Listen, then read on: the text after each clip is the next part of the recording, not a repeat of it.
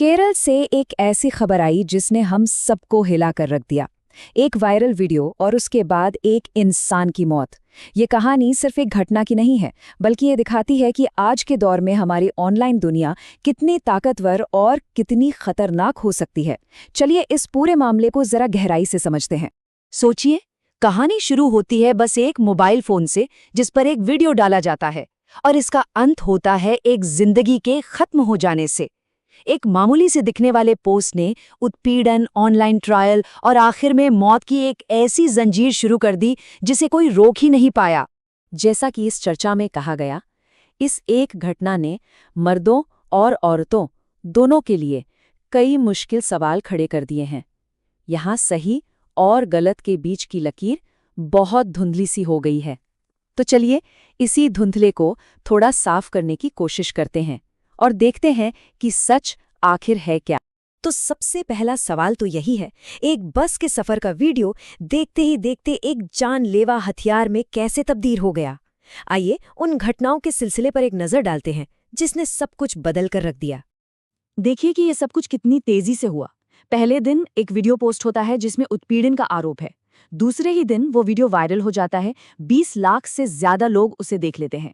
तीसरे दिन तक जिस आदमी पर आरोप लगा था, यानी दीपक, वो इस ऑनलाइन बेइज्जती को झेल नहीं पाता और आत्महत्या कर लेता है। और चौथे दिन कहानी पूरी तरह से पलट जाती है। पुलिस वीडियो बनाने वाली महिला पर ही आत्महत्या के लिए उकसाने का केस दर्ज कर लेती है। मतलब सिर्फ 4 दिन में एक आरोप एक भयानक त्रासदी में बदल। और यहीं से उठता है इस पूरे मामले का सबसे बड़ा और सबसे विवादित सवाल। क्या ये सच में उत्पीड़न का मामला था, या फिर ये सब सिर्फ फॉलोअर्स और व्यूज बढ़ाने के लिए रचा गया एक ड्रामा था? आखिर उस वायरल वीडियो में ऐसा था क्या जिसने पूरे समाज को 2 हिस्सों में बांट दिया?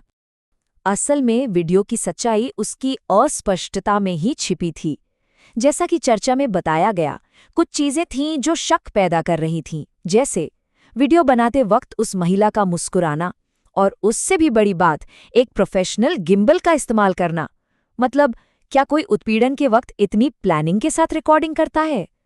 इन्हीं सवालों ने एक नई थ्योरी को जन्म दिया जिसे कहा गया फॉलोअर फार्मिंग।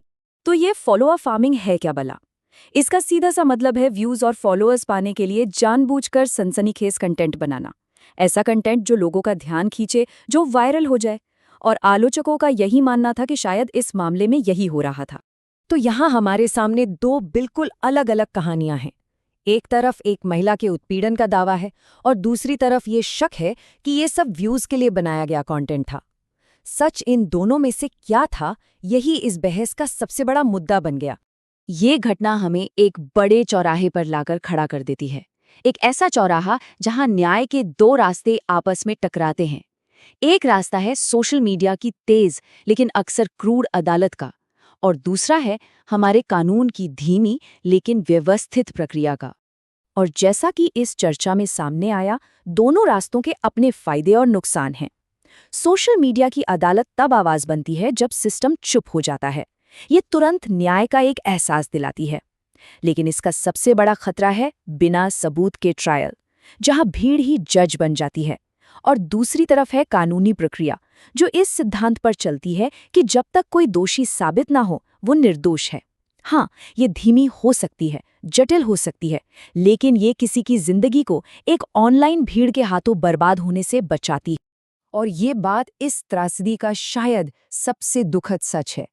इससे पहले कि अदालत अपना काम शुरू भी कर पाती, सोशल मीडिया की अदालत ने दीपक को दोषी मान लिया था और उसे समाज और परिवार की नज़रों में पूरी तरह से खत्म कर दिया था।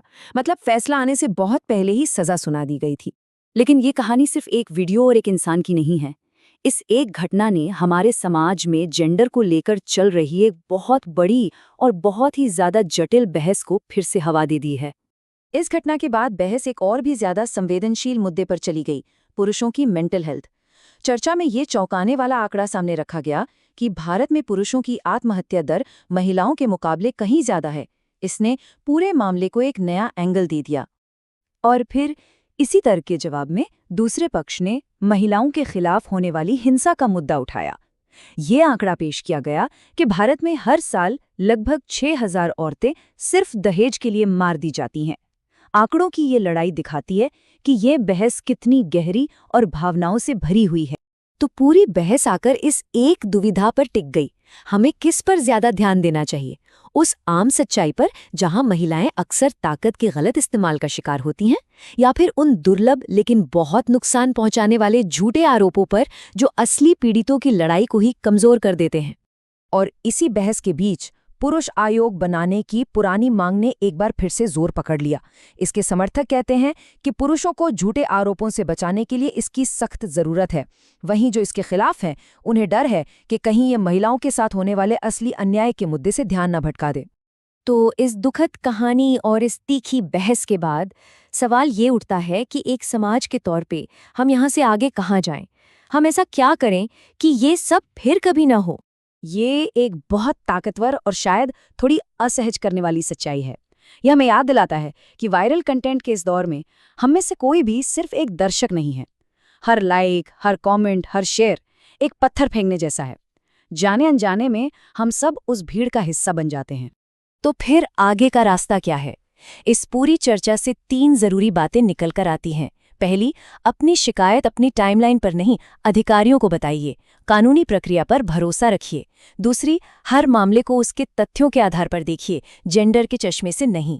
और तीसरी और सबसे जरूरी, जो लोग कंटेंट बनाने के लिए कानून का मजाक बनाते हैं, उनकी निंदा कीजिए, क्योंकि वो असली पीड़ितों के संघर्ष को कमजोर करते हैं। ये एक सवाल है जो शायद हम सबको अपने आप से पूछना चाहिए। जब हम बिना सोचे समझे कुछ भी शेयर या लाइक करते हैं, तो उसका अंजाम क्या हो सकता है? और शायद इस पूरी कहानी का सबसे बड़ा सबक यही है कि सोशल मीडिया की अदालत में हर शेयर, हर लाइक अपने आप में एक फैसला होता है, और इस फैसले का असर किसी की जिंदगी पर भी पड़ सकता है।